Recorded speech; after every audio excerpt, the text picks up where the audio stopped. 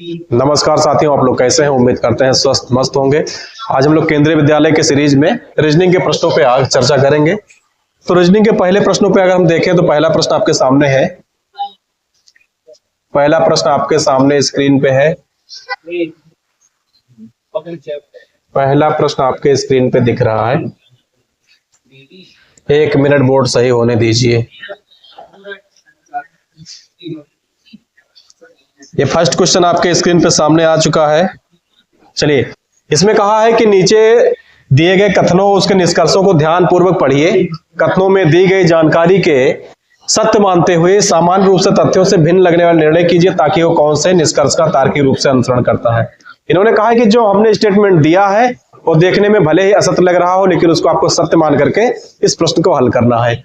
अब इसमें कहा है स्टेटमेंट जो इनका है, स्टेटमेंट है कुछ बिल्लियां चूहे हैं। तो अगर हम कुछ बिल्लियां पहले बना लें, कुछ बिल्लियां चूहे हैं। कुछ बिल्लियां क्या है? बिल्लियां चूहे हैं। कुछ बिल्लियां क्या है? चूहे हैं। और दूसरा है सभी चूहे कुत्ते हैं। तो सभी चूहे जो हैं, सभी चूहे क्या है? ये कुत्ते हैं। अब हमको इसको पढ़ करके इसका उत्तर देना है। इसमें कहा है कि पहला निष्कर्ष जो आपका है, कोई कुत्ता बिल्ली नहीं है। कोई भी कुत्ता बिल्ली नहीं है तो बिल्कुल है। यह निष्कर्ष आपका एकदम सही नहीं है। सभी बिल्लियां कुत्ते हैं, तो जितने भी बिल्लियां हैं कुत्ते हैं, यह भी सही नहीं है क्योंकि कुछ बिल्लियां कुत्ते हैं। तो स्टेटमेंट ना तो पहला ना तो दूसरा सही है, यानी कोई भी स्टेटमेंट इसमें सही नहीं है। ऐसे प्रश्नों में आपको क्या करना है, जो आपके कथन दिए गए हैं तो कथन के अनुसार से आप इधर ड्रा करिए और उसके बाद में उसको मैच करिए। इसके निष्कर्ष से अगर मिल रहा है तो सही है, नहीं मिल रहा है तो उत्तर आपके गलत होंगे। अगला प्रश्न आपके सामने है, स्क्रीन पे देखिए। अगला प्रश्न है, कह रहे हैं कि यदि कथन एक अकेले ही समस्या का उत्तर देने के लिए पर्याप्त है, यदि कथन सेकंड अकेले ही समस्या का उत्तर देने के लिए पर्याप्त है, या फिर कथन 1 2 मिल करके ये प्रश्नों को हल करने के लिए पर्याप्त है, या फिर कहते हैं कथन 1 और दोनों एक साथ मिलकर समस्या का उत्तर देने के लिए पर्याप्त नहीं है। तो इसमें आपको दिया है कि किसी दुकानदार के लिए अंतिम लाभ हानि परसेंट बताना है। अंतिम लाभ या हानि प्रतिशत उसका बताना है और हमारे सामने ये स्टेटमेंट दिए हुए हैं। दुकानदार ने 1 किलो गेहूं का मूल्य उसके लागत से 30% अधिक अंकित किया। अगर कोई 100 का लिया तो 130 लिखा है, 100 का लिया तो 30% अधिक करके लिख दिया। और 1 केजी गेहूं का विक्रय मूल्य 50 है और 1 किलो गेहूं बेचे तो 50 रुपए में उन्होंने बेच दिया। 50 रुपए में क्या किया? बेच दिया है। अब इसमें कह रहा है कि उनका अंतिम लाभ हानि प्रतिशत निकालिए। तो क्रय मूल्य तो बताया ही नहीं कि कितने में हमने खरीदा था, तो अंतिम लाभ हानि प्रतिशत हम कैसे निकाल सकते हैं? अर्थात कथन पहला और दूसरा एक साथ मिला भी देंगे तो भी समस्या को नहीं हल कर सकते, इसलिए उत्तर आपका डी सही है। अगला प्रश्न आपके सामने स्क्रीन पे है। अगला प्रश्न आपके सामने है। इसमें कहा जा रहा है, कह रहा है कि उस वेन आरेख का चयन करो, वेन डायग्राम का, जो दिए गए वर्ग श्रेणी के बीच संबंधों को अच्छी तरह से दिखाता है। इसमें बताया माताएं बहनें और पिता को दिखाइए। तो माताएं बहनें हो सकती हैं, बहनें माताएं भी हो सकती हैं, तो ये डायग्राम आपके लिए सबसे उपयुक्त है। और पिता उससे अलग होगा क्योंकि पुरुष है। तो आपका ऑप्शन कौन सा सही है? ऑप्शन आपका सी सही है। अगला प्रश्न आपके सामने है, ये रैंडमली चेंज हो गया है क्वेश्चन संख्या, इस पे आप लोग ध्यान ना दीजिए। और आगे अब हम लोग देखते हैं, उस संख्या का चयन करो जो निम्नलिखित श्रेणी में प्रश्न चिन्ह के स्थान पे आ सकती है। अब यहाँ पे 13 से 16 बना तो कितना बढ़ा? +3 में। प्लस माइनस को अभी हम ध्यान नहीं देंगे, अभी ऐसे सीरीज को पहले पकड़ते हैं। 16 से 20 तो 4 प्लस हुआ है, 20 से 25 तो 5 प्लस हुआ है, और 25 से 31 कितना? 6 प्लस हुआ है। तो अब 7 प्लस होना चाहिए कि नहीं होना चाहिए? ये बन जाएगा 38 का। एक माइनस में था फिर प्लस में था, माइनस में था फिर प्लस में था, माइनस में था, तो अब प्लस में ही आएगा। और ऑप्शन भी डी आपको दिख रहा है, चौथा वाला, तो ऑप्शन यही सही होगा। पीपीटी सही नहीं बन पाया है, लेकिन आज काम चलाते हैं। आज जो कंप्यूटर सहायक महोदय थे नहीं तो पीपीटी ठीक बन नहीं पाया। आप ऐसे ही काम चलाइए, अगले वाली वीडियो में पीपीटी सही होके मिलेंगे। चलिए अब हम लोग देखते हैं रोहन का मुंह पश्चिम की ओर है। आपने देखा होगा, दिशा ज्ञान तो सबको ही है। यह उत्तर है या दक्षिण है, या दक्षिण है। ये कौन सा एरिया है? पूर्व, और ये पश्चिम है। ये सबको पहले से ही पता है ना। अब कह रहा है कि रोहन का मुंह पश्चिम की ओर है। कोई रोहन है तो उसका मुंह पश्चिम की तरफ है। रोहन का मुंह किधर है? पश्चिम की तरफ है। और 45 डिग्री दक्षिणावर्त। क्या? 45 डिग्री दक्षिणावर्त। दक्षिणावर्त का मतलब क्या होता है? एक चीज और आप जो लोग जान लो, दक्षिणावर्त और वामावर्त, ये दो बात को रीजनिंग में याद रखिए। दक्षिणावर्त का मतलब है क्लॉक वाइज, क्लॉकवाइज जो घड़ी के जैसा चले, और ये एंटी क्लॉकवाइज। ठीक है, एंटी क्लॉकवाइज।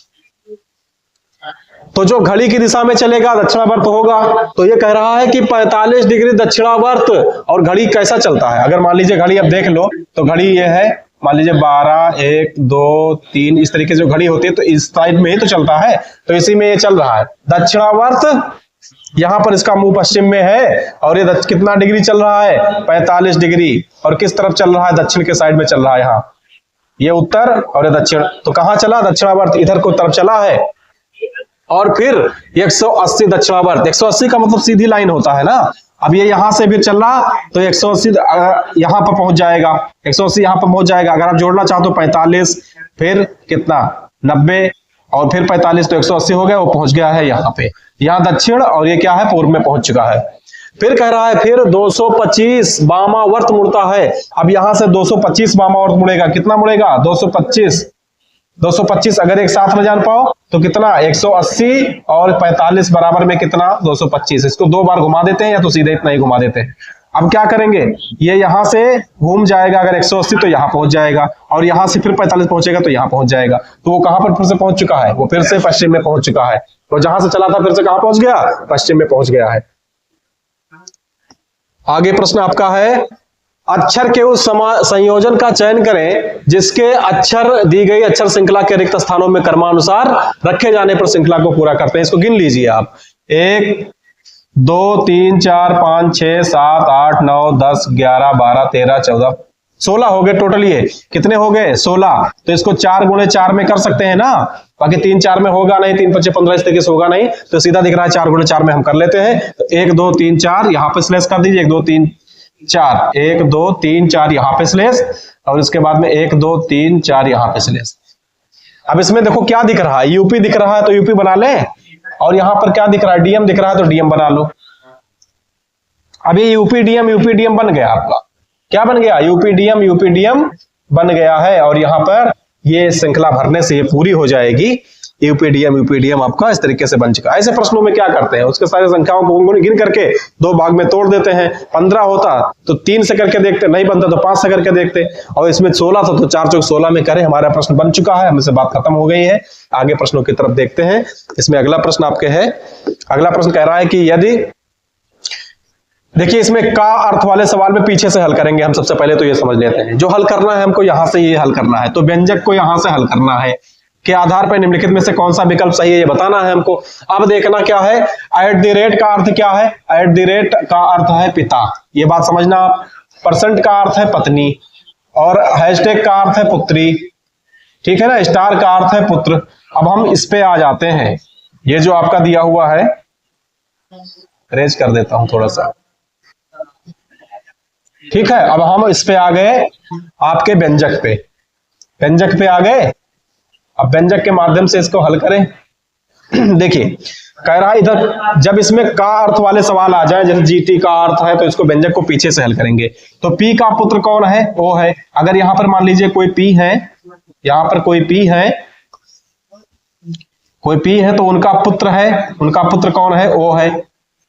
पी का पुत्र कौन है? ओ है। और ओ की पत्नी यन है, क्योंकि % का मतलब पत्नी है। यहां पर सब इंडिकेट मैंने कर दिया पहले से, देख लीजिए। % का अर्थ पत्नी है, तो ओ की पत्नी क्या हो गई? यन हो गई। ओ की पत्नी यन हो गई। ये माइनस में है, महिला है तो यन हो गई। और यन @ का मतलब क्या है? पिता है, तो यन का पिता है यम। यन का पिता कौन है? यम है। यन का पिता कौन है? यम है। और यम का पुत्र यल है। यम का कोई पुत्र भी है, यल है। तो ये तो उनकी पुत्र पुत्री भाई बहन हो गए। और इसमें आपको बताना क्या है, विकल्पों में आ जाएं। इसमें कहा है ओ यम का पुत्र है, तो जो देखो यम का पुत्र तो वो है नहीं, यल है, और उसकी पुत्री यन है, तो ये ऑप्शन आपका सही नहीं है। फिर कह रहा है कि ओ यल का भाई है, तो ये वो यल का भाई नहीं है।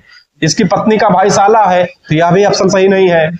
यन यल की मां है, यल की मां यन है, तो यन की तो अभी कोई पुत्र पुत्री भी नहीं दिखाए गए, तो यह भी ऑप्शन गलत है। अब इसमें कह रहा है कि यन पी की पुत्र वधु है, किसकी? पी की, तो पी की पुत्र वधु इसके पुत्र है, पुत्र की पत्नी पुत्र वधु है। डी ऑप्शन आपका एकदम राइट है, डी ऑप्शन एकदम आपका सही है। ऐसे ही प्रश्नों की तरफ बढ़े। इसमें कह रहा है कि अगला प्रश्न आपके स्क्रीन पे है, कुल 42 छात्र पूर्व की ओर मुंह करके, आपने ये तो देख ही लिया, पूर्व पश्चिम उत्तर दक्षिण और ये उत्तर, इसको तो आपने देख ही लिया। इसमें कह रहा है 42 छात्र पूरब की ओर मुंह करके पंक्ति में खड़े हैं। अगर ये पूरब की दिशा में देख ले तो कितने छात्र खड़े हैं? 42, टोटल 42 छात्र इस दिशा में खड़े हैं। और कह रहा है कि नेहा की स्थिति, इसमें दाएं और बाएं साइड तो देख लीजिए, ऊपर क्या रहता है, दाया कि बाया? ऊपर दाया साइड है और नीचे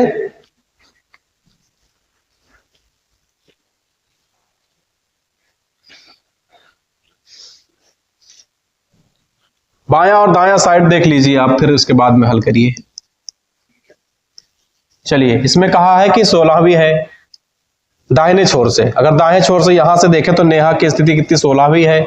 और विनीता की स्थिति कहां यहां से कितनी है? 26 है। विनीता की स्थिति कितनी है? 26 है। यदि मंगला 7वें स्थान पर है तो नेहा के दाहिने खड़ी पंक्ति में बताइए कुल, साफ सुथरा लिख देते हैं,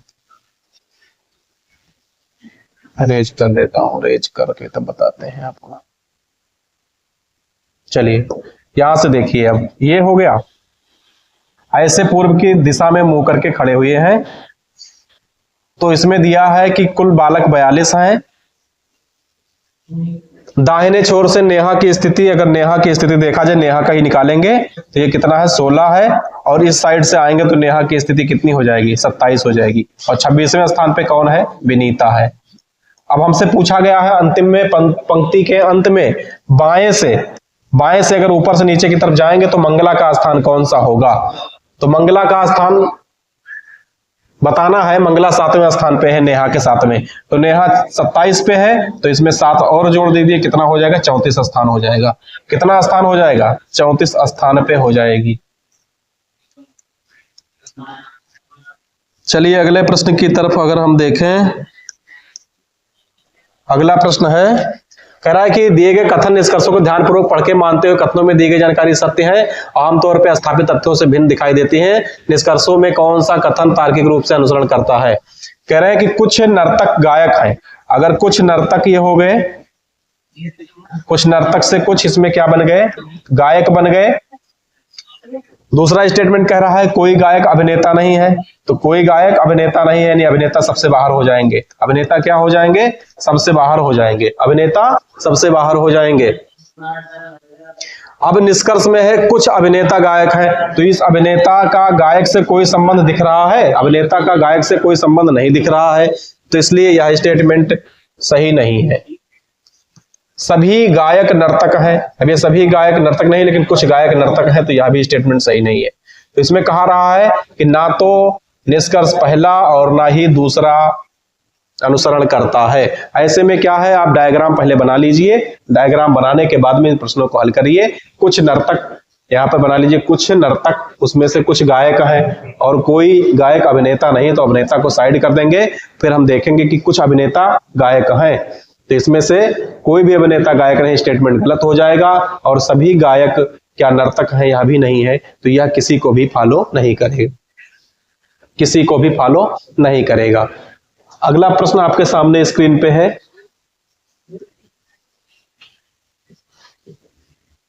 देखिए इसमें कह रहा है कि 4 संख्या त्रय ट्रिपलेट में दी गई है, जिसमें से ना तो किसी तरह से संगत है और एक असंगत है।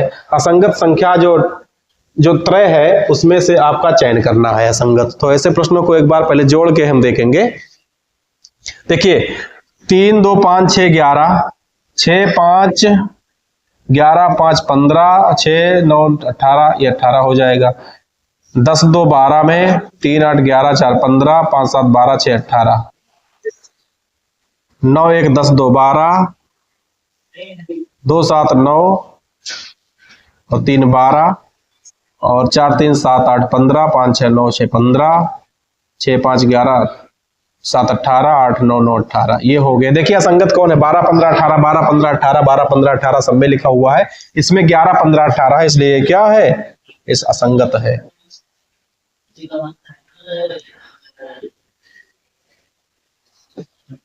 देखिए इसमें है राजकिरण अपने घर से चलना शुरू करता है और दक्षिण दिशा में 480 मीटर जाता है। अपने घर से चलना शुरू किया, दक्षिण में कितना गया? 480 मीटर गया।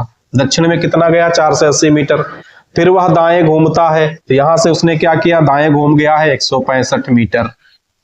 दाएं घूम गया 165 मीटर, यहां तक हो गया। फिर वह दाएं, फिर से दाएं घूमता है और 210 चलता है। फिर दाएं घूम गया तो कितना चला? 210 मीटर चला। और अंत में वह बाएं घूमता है और 120 मीटर चलकर एक बाग तक जाता है। बाएं घूमेगा 120 मीटर चलेगा और यहां बाग तक पहुंच जाएगा। कहां तक? बाग तक पहुंच जाएगा। वह अपने कार्यालय से कितनी दूरी पे है? जो उसके घर से 270 मीटर दक्षिण में था। उसके घर से यहां से इसी रास्ते में कहीं 270 मीटर की दूरी पे था। तो वो पूछ रहा है कि अब कितनी दूरी पे है? तो 120 तो ये हो गए और 165 ये हो गए। तो यानी कि 120 और प्लस में 165 यानी कि 285 मीटर की दूरी पे है। ऑप्शन सी आपका एकदम सही है।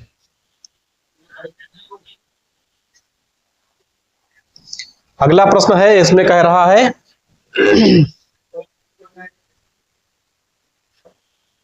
दिख नहीं रहा है, ऑप्शन के हिसाब से इसको देखते हैं। 41 56 10 95, शायद यही लिखा है 41 56 10 95। इसको हम इसके हर्ट के माध्यम से चेक करने का प्रयास करते हैं। तो ये मैट्रिक्स 1 और मैट्रिक्स 2 दिए होते हैं, ऐसे में चेक करना है। अभी हमने ऑप्शन ए को यहाँ पे लिख दिया जो कि स्पष्ट रूप से नहीं दिख रहा है। अभी हम एच के लिए मैच करेंगे 41। तो 41 में 4 यहाँ पे है और 1 यहाँ पे है, तो यहाँ पे एच दिख रहा है। यहां से यहां तक चलेंगे तो एच दिखा, यानी कि ये बात सही हो गई। और 56 में अब हम लोग देख लें तो 5 यहाँ पे है और 6 यहाँ पे है। इसको यहां से मैच कराएंगे तो हमको यू भी मिल जाता है, यू भी ठीक है। और 10 यानी कि 1 से हम 0 की तरफ चलेंगे तो यहाँ आर भी हमको मिल जाता है, आर भी हमको मिल जाता है, तो आर भी सही है। और टी के लिए 95 कोड हम इस्तेमाल कर रहे हैं। टी के लिए 95, तो यहाँ पे 9 है और यहाँ पे 5 है।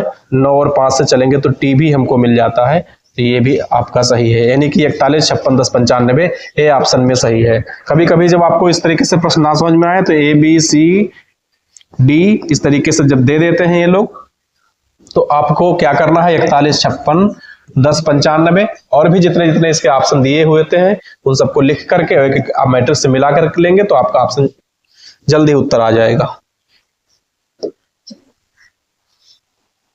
आगे प्रश्न है, कह रहे हैं कि एक विद्यालय में 5 कक्षा है, कक्षा 1 2 3 4 5, वह एक के ऊपर एक है, कक्षा 1 सबसे नीचे है। इसी क्रम से वो सब लिखे जाते हैं। तो इसी क्रम में अब हम लिख लें, क्लास 1 सबसे पहले रहेगा, क्लास 1 सबसे पहले है, उसके बाद में क्लास 2 है, उसके बाद में क्लास 3 है, उसके बाद में क्लास 4 है, फिर से क्लास कौन सा है? 5 है। अब जो जो कहा जा रहा है वो देखना है हमको। इतना हमने कर लिया।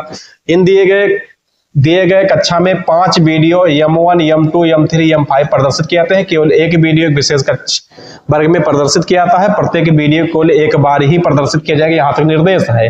वीडियो M5 को एक सम संख्या वाले कक्षा में प्रदर्शित किया जाता है। तो M5 को सम या तो 2 है या तो 4 है, तो हम वीडियो किसको? M5 को सम कक्षा वाले यहाँ पर रख देते हैं। 2 पे भी रख सकते हो, यहां भी रख सकते हो। तो यहाँ पे हमने कौन सा रख दिया है? M5 को रख दिया है। फिर कहा था वीडियो M2 को कक्षा 1 में प्रदर्शित किया था, कक्षा 1 में वीडियो M2 को प्रदर्शित किया जाता है। वीडियो वीडियो M1 को M5 के ठीक नीचे, M5 के ठीक नीचे M1 को, M5 के ठीक नीचे M1 को कक्षा में पढ़। वीडियो M4 को सम संख्या वाले कक्षा में, एक तो सम खत्म हो गया है तो वीडियो M4 कहां पर रहेगा, सम वाले कक्षा में प्रदर्शित नहीं किया जाएगा। तो ये 2 बचा है, तो यानी कि M4 यहां पर रहेगा क्योंकि ये सम है, यहां प्रदर्शित नहीं किया जाएगा, लिखा हुआ है।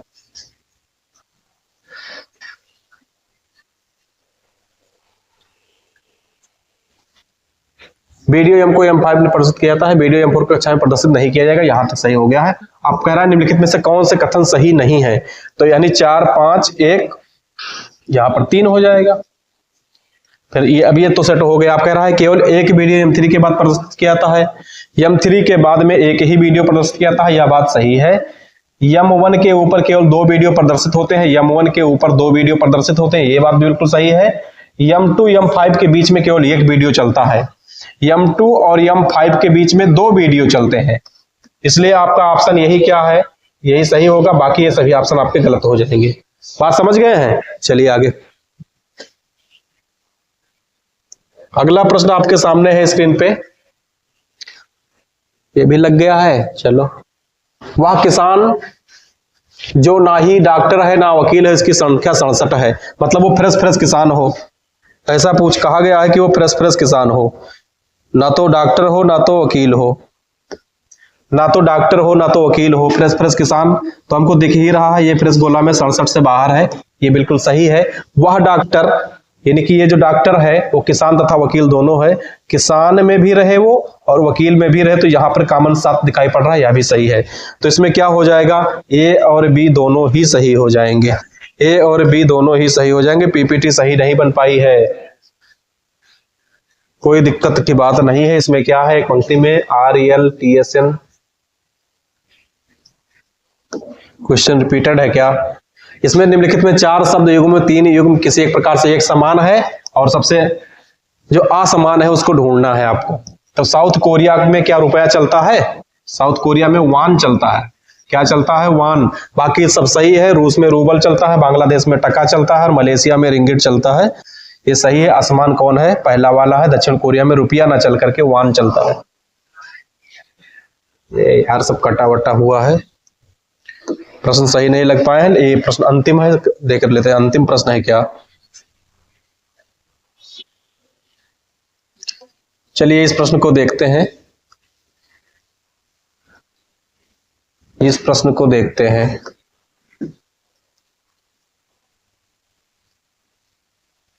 कह रहा है कि सामाजिक स्थिति के बारे में किए गए सर्वेक्षण पर एकत्र जानकारी को दर्शाता है। त्रिभुज AC वाले परिवार को दिखाता है, जो त्रिभुज है AC को दिखाता है। वृत्त वाला जो है लैपटॉप वाले परिवार को दिखाता है, आयतकार वाले परिवार को दर्शाता है और वर्ग स्कूटर वाले परिवार को दर्शाता है। इसमें उन परिवार की संख्या ज्ञात करो जिनके पास लैपटॉप और स्कूटर दोनों है, लेकिन उनके पास ना तो AC है ना तो कार है। AC क्या दिखाता है, AC दिखाता है त्रिभुज। AC किसको दिखाता है, त्रिभुज को। और आयत किसको दिखाता है, कार को। आयत किसको दिखाता है, कार को। अब हम क्या करेंगे, त्रिभुज वाले सेक्शन को काट देंगे, त्रिभुज वाले सेक्शन को पूरी तरह से हम काट देंगे।